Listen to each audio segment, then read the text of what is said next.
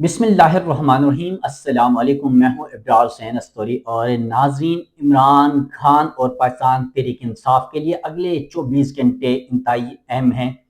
उसकी वजह यह है कि जो पिम्स अस्पताल में इमरान खान का चेकअप किया गया था, उसके बाद सुप्रीम कोर्ट में वफाकी हुकूमत की जानिब से नजरसानी दरख्वास्त दायर की गई, फिर PTI की जानिब से तौहीन अदालत की दरख्वास्त दायर की गई।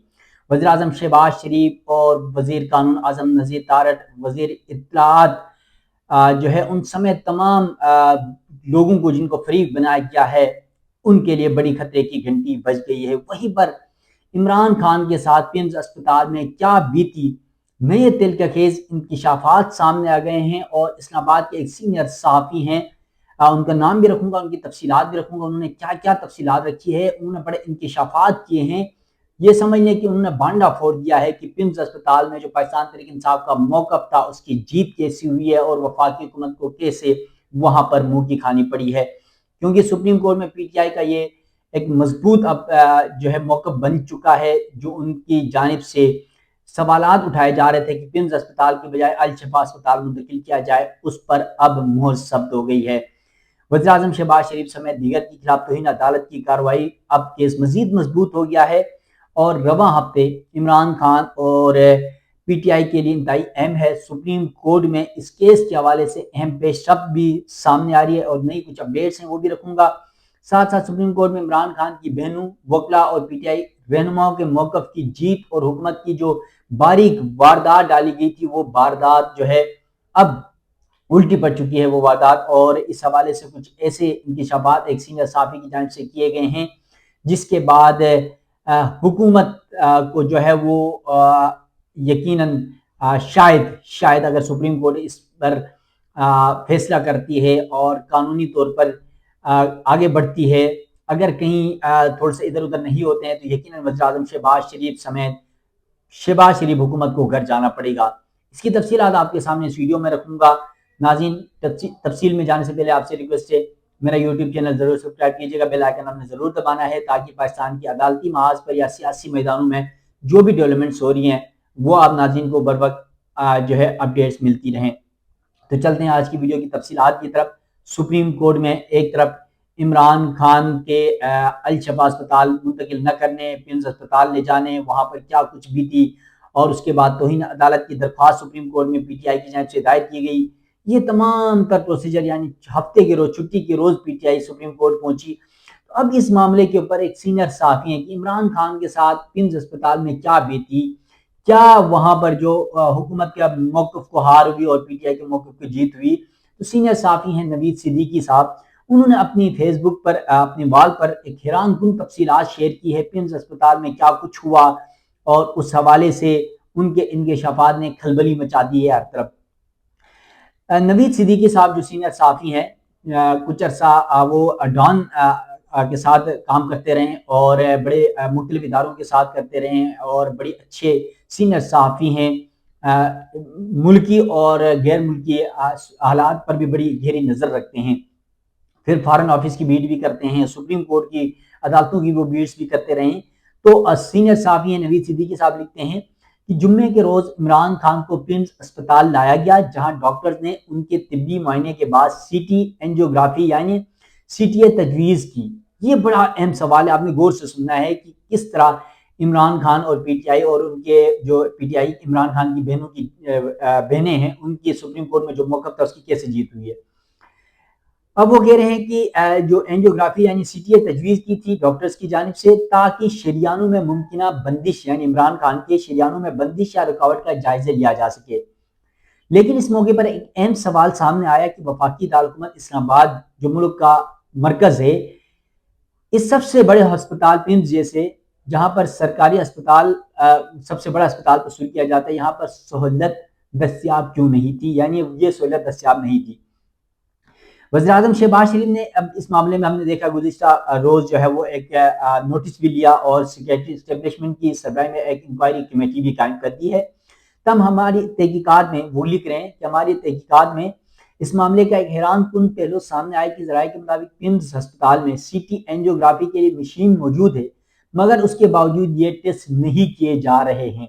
अब आगे देखें कितनी हैरान कुन इंकशाफात सामने आ रही हैं। ذرائع کے مطابق نوید صدیقی صاحب لکھ رہے ہیں کہ ذرائع کے مطابق یہ مشین 2022 میں کروڑوں روپے کی لاگت سے عمران خان دور میں ڈاکٹر فیصل سلطان جو عمران خان کے اس وقت جو پرسنل ڈاکٹر ہیں جن کو اب تک رسائی نہیں دی جا رہی ہے، گزشتہ روز بھی سپریم کورٹ کے حکم پر بھی ان تک رسائی نہیں دی گئی، یہ ڈاکٹر سلطان کی جانب سے نصب کی گئی تھی یہ مشین پمز اسپتال میں،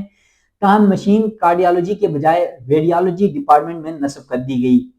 بتایا جاتا ہے کہ مشین کے لیے مطلوبہ سافٹ ویئر موجود نہیں ہے، تربیت یافتہ عملہ بھی دستیاب نہیں ہے، اور کارڈیالوجی کے متعلقہ ٹیکنیشینز کو بھی اس سہولت کے استعمال تک رسائی نہیں دی گئی ہے۔ نتیجتاً مشین موجود ہونے کے باوجود مریضوں کو سی ٹی اینجیوگرافی کے لیے نجی تشخیصی مراکز بھیجا جاتا ہے۔ یعنی پمز اسپتال میں بدقسمتی میں خود بھی کئی بار ہم خود جاتے ہیں پمز ہاسپٹل میں اپنے فیملی کا، اپنے بچوں کا اپنا چیک اپ کرانے، تو وہاں میں نے بھی دیکھا، لاسٹ ٹائم میں اپنی وائف کو لے کے گیا تو وہاں پر الٹرا ساؤنڈ کرنے کے لیے جو ایڈوانس الٹرا ساؤنڈ ہے وہ الٹرا ساؤنڈ کرنے کے لیے بھی ڈاکٹر باہر کا لکھ کے دیتی ہیں۔ اور پھر میں نے ایک پرائیویٹ کلینک سے کروایا ترنول میں، سنجانی میں، اور وہ بھی بڑا اچھا، جہاں پر وزیر اعظم اسکیم کے تحت جہاں پر علاج ہوتا ہے وہاں سے کروایا، وہ بھی نہیں مانی گئی اور کہا گیا کہ نہیں اب کسی اور اسلام آباد کے بڑے جو ہے اس سے ٹیسٹ کروا لیں لیب سے۔ اب یہاں پر لیبس کی صورتحال آپ دیکھیں کہ کس طرح ڈاکٹرز لیب کے نام بھی لکھ کے دیتے ہیں پمز اسپتال کے۔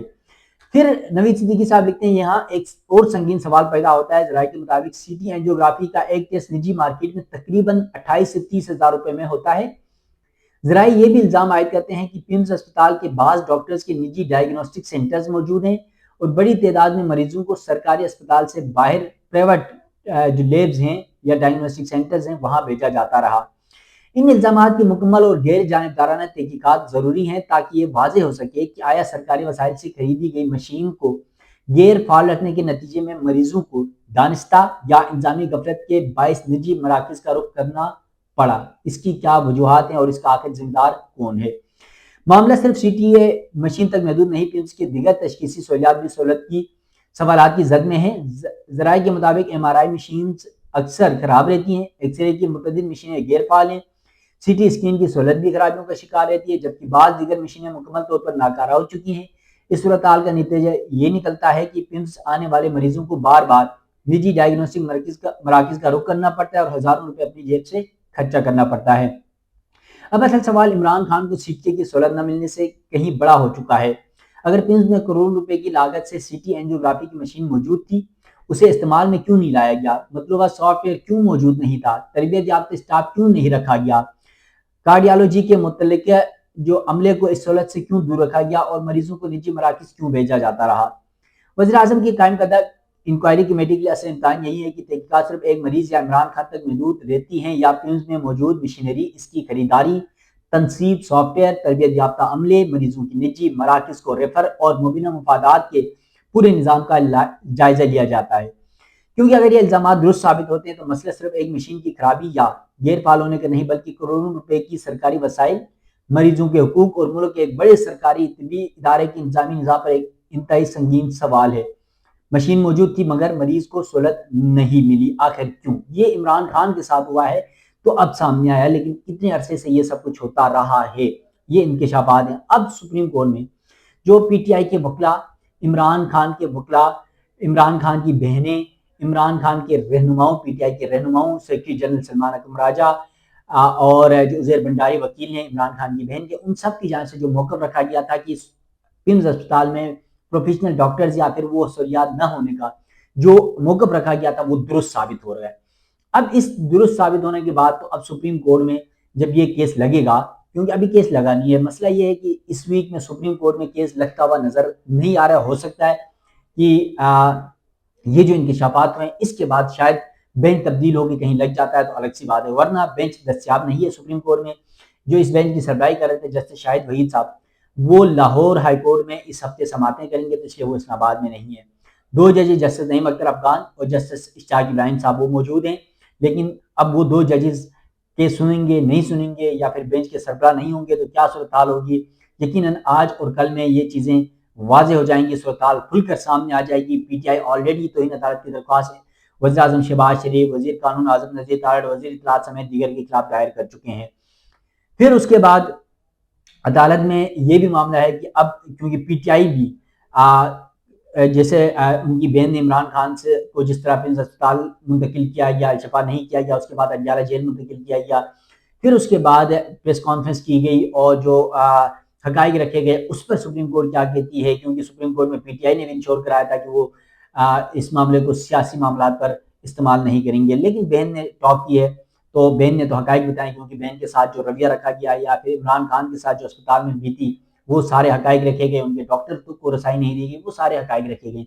اب دیکھنا ہے کہ یہ بال جو ہے وہ سپریم کورٹ کے کورٹ میں ہے، کیا کرتی ہے سپریم کورٹ، کیا توہین عدالت کی کارروائی شروع ہوتی ہے نہیں ہوتی ہے؟ یقیناً عمران خان کو ایک بار پھر کیا الشفا اسپتال منتقل کیا جاتا ہے، وہاں پر ان کا علاج ہوگا، چیک اپ ہوگا، کیا صورتحال ہوگی، یہ تمام حقائق سامنے آئیں گے سپریم کورٹ سے، ہائی کورٹ سے، یا پھر پاکستان کے عدالتی حوالے سے، یا پھر